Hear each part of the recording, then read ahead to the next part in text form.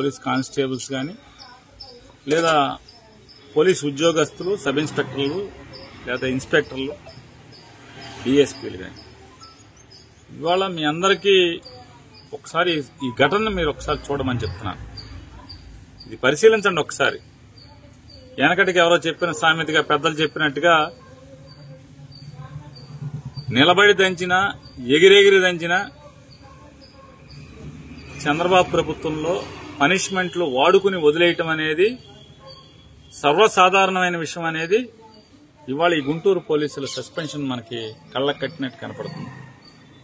కాబట్టి రాష్ట్ర వ్యాప్తంగా ఉన్నటువంటి పోలీసు అధికారులందరూ కూడా, మరీ ప్రత్యేకించి ఎస్ఐలు, సిఐలు ఒకసారి గమనించుకోండి.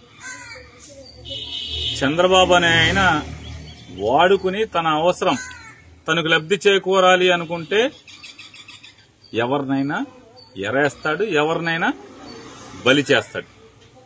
దానికి పోలీసుల, ఉద్యోగస్తుల, కార్యకర్తల, బంధువుల ఎవడైనా అతనికి ఒకటే. కాబట్టి మీరు ఎంత అడ్డగోలుగా పనిచేస్తున్నా కూడా అతను ఏ రకంగా అంటే తెలుగుదేశం పార్టీ కేడర్ అతన్ని తిడుతున్నారు. తెలుగుదేశం పార్టీ కేడర్ కిరణ్ అనేవాడిని, చేబ్రోలు కిరణ్ అనేవాడిని అరెస్ట్ చేస్తాడా చంద్రబాబు నాయుడు?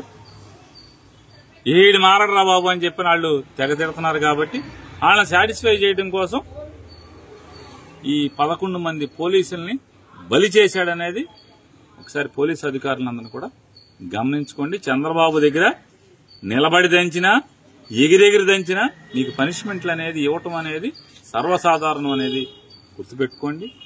అట్లాగే రెడ్ బుక్ను చూసో, లోకేష్ మాటలను చూసో, చంద్రబాబు మాటలను చూసినో ఎవరెవరైతే అతి చేస్తున్నటువంటి అతిగాళ్లు కొంతమంది ఉన్నారు. అసభ్యంగా వీడియోలు పెడతాం, అసభ్యంగా ఉండటం, లేదా దొంగ కేసులు పెట్టడం, వైఎస్ఆర్ కాంగ్రెస్ పార్టీ కార్యకర్తలను వేధించటం, కొడటం, తిడటం, ఇట్లాంటివి చేసేటువంటి కూటమి కార్యకర్తలు కూడా కాస్త జాగ్రత్త పడండి. ఈ తండ్రి కొడుకులను నమ్ముకుంటే, పవన్ కళ్యాణ్ నమ్ముకుంటే మీకేం గతి అవుద్దు అనేది మనకు పెద్దగా అర్థం కావాల్సిన పని లేదు. ఈ పోలీసులను చూస్తున్నాం కదా.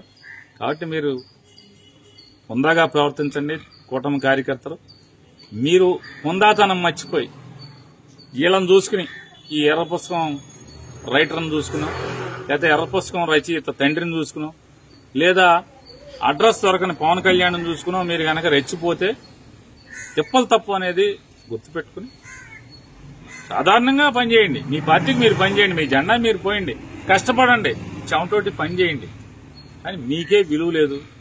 మీకు ఎవడెవడో అసలు మామూలుగా మీకు పట్టించుకునే దిక్కులేని పరిస్థితిలో ఇవాళ కార్యకర్తలు, కూటమి కార్యకర్తలు అందరూ బాధపడుతున్నారు, ఏడుస్తున్నారు. ఎవడ పని ఎమ్మెల్యేలు దోచుకునే పనులు ఎమ్మెల్యేలు ఉన్నారు, అలాగే మంత్రులు దోచుకునే పనులు మంత్రులు ఉన్నారు, తండ్రి కొడుకులు దత్తపుత్రుడు దోచుకునే పనులు ఆడున్నారు. ఎవడ దోపిడీ ఆడితే తప్పితే జెండా మోసిన కార్యకర్తలు ఏంటనేది వాళ్ళకి పట్టించుకునేటువంటి తీరిక లేదు, పట్టించుకునేటువంటి మనసు లేదు. కాబట్టి కాస్త నేల మీద ఉంటే బెటర్.